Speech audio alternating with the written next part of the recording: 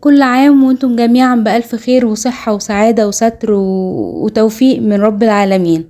ان شاء الله السنة الجاية جميعا على عرفات بإذن الله. السلام عليكم ورحمة الله وبركاته. معاكم دعاء زين. وطبعا زي ما احنا عارفين ان العيد الكبير هو عيد اللحم. ربنا يطعم الجميع ويرزق الجميع من ثمار الجنة وطعام الجنة يا رب ان شاء الله. احنا النهاردة الفيديو ده لحبايبي الجداد في المطبخ اللي لسه بيتعلموا سنة اولى طبخ. هنسلق مع بعض اللحمة انا بجيبها من عند الجزار، بشيل لو فيها دهون مش عجباني بشيلها، ما بغسلهاش طالما الجزار موثوق منه وحاجته كويسة واخده اللي انا اجيب من عنده. خلاص اللحمة بتاعته نظيفة واخده عليها كويس جدا، ما بغسلهاش.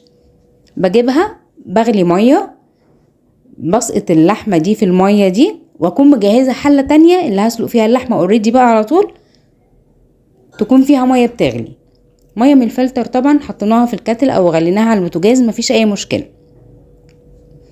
سقطنا اللحمة في المية الاولانية، بدأت تغلي كويس كويس وبدأ الريم يتجمع على جنب.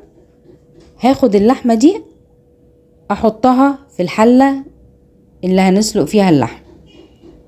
المرحلة دي انا بعملها ليه؟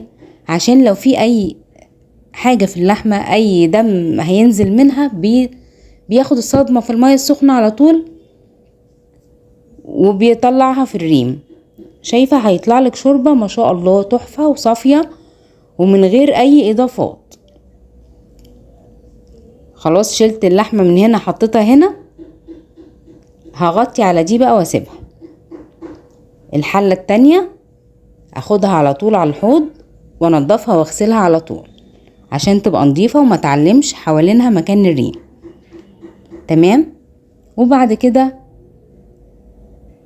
هنشوف، شايفين هو الريم كله متجمع في الجناب اهو.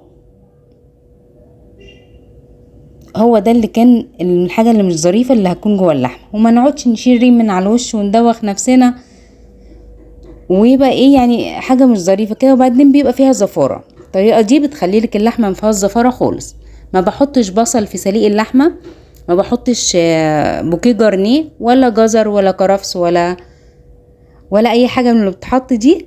لا انت هتاخدي طعم الشوربة صافي، مش هتبقى شوربة خضار باللحمة، هتبقى شوربة لحمة وبس. في الاول بكون حطاها على نار عالية، اول ما تغلي كويس بوطي عليها على نار هادية وتستوي براحتها. اللحمة كويسة بتاخد من ساعة ونص لساعتين سوا، مش اكتر من كده. بهدي عليها وبحط عليها، شايفة الشوربة رايقة اصلا ازاي وجميلة ازاي من غير اي حاجة خالص. انا ضفت فلفل اسود بس، مش اي حاجة تانية. وما تدخل على 3/4 سوا بضيف الملح بتاعها، وبكده انت هتاخدي اطعم لحمة واطعم شوربة. يعني اللحمة تطلع طعمها لحمة ما فيهاش اي حاجة تانية ولا اضافات ولا لازق فيها بصلة ولا اي حاجة، والشوربة بتبقى رايقة زي ما انت شايفة كده، ولا لونها متغير بسبب الخضار ولا طعمها متغير بسبب الخضار ولا اي حاجة. ممكن تضيفي ورق لورا بيبقى كويس جدا مع اللحم، لكن بعد كده مفيش اضافات تاني. هنا خلاص كانت اللحمة استوت وبدأت اشيلها. قبل ما اشيلها لازم اعلي على اللحمة جامد علشان اخدها من الشوربة المغلية بحيث ان هي تنشف معايا على طول وما تبقاش فيها شوربة وملزقة. بشيلها على طبق نضيف ناشف اهم حاجة وبركنها على جنب كده. خلاص دي بقت اللحمة مسلوقة. عايزة احمرها، عايزة انزلها في طبيخ، في طاجن، في صينية، في الفرن، في اي حاجة زي ما تحب. كده خلاص احنا سلقنا اللحمة ومن غير اي تعقيدات ولا اي حاجة. هتاخدي شوربة طعمها شوربة اللي هي بتاع زمان اللي كنا بنشربها دي، واللحمة دي اللي كنا بناكلها في رغيف عيش وعليها ملح وفلفل. هتبقى طعمها جميل جدا، وكل ما قطعية اللحمة تكون كويسة هتكون اجمل واجمل ان شاء الله. انا هنا سبتها تتهوى شوية. يا ما شاء الله انا بحب اللحمة ايه مستوية يعني، ما بحبهاش 3/4، هي مستوية على الاخر. جبت مقلاية او طاسة وحطيت فيها كم يعني معلقة زيت ذرة كده ومعلقة سمنة بلدي، وحمر فيها اللحم بس كده.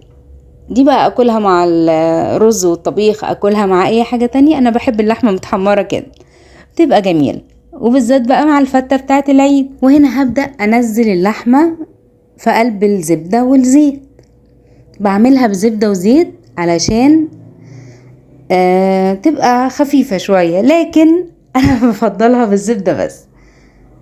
حطيت اللحمة، وهخلي بالك من هنا علشان اللحمة بتطرطش وبتلسع جامد، فبحطها وبغطيها، والنار بتكون وسط. بغطيها بغطا عشان الطرطشه. لما اجي اشيل الغطا بوطي النار لورا واشيل الغطا، اصفي ميته على اي حاجة تانية واقلب اللحمة براحتي. ده كله تفادي لاي لسعات او اي حاجة لا قدر الله، علشان بجد لا اللحمة بتاخدك على اخوانا وتروح مفرقعة كده بتطرطش جامد. عافانا الله واياكم. قلبتها كويس وهرجع اغطي عليها تاني علشان تتحمر من الناحية التانية. لما بنقفل عليها بتتحمر بطراوة، ما بتنشفش مننا، وكمان ما بتطرطش علينا. يعني هي لها ميزتين. اهم حاجة نخلي بالنا من النار اللي تحت اللحمة اللي بتتحمر بتكون وسط او اقل من الوسط كمان.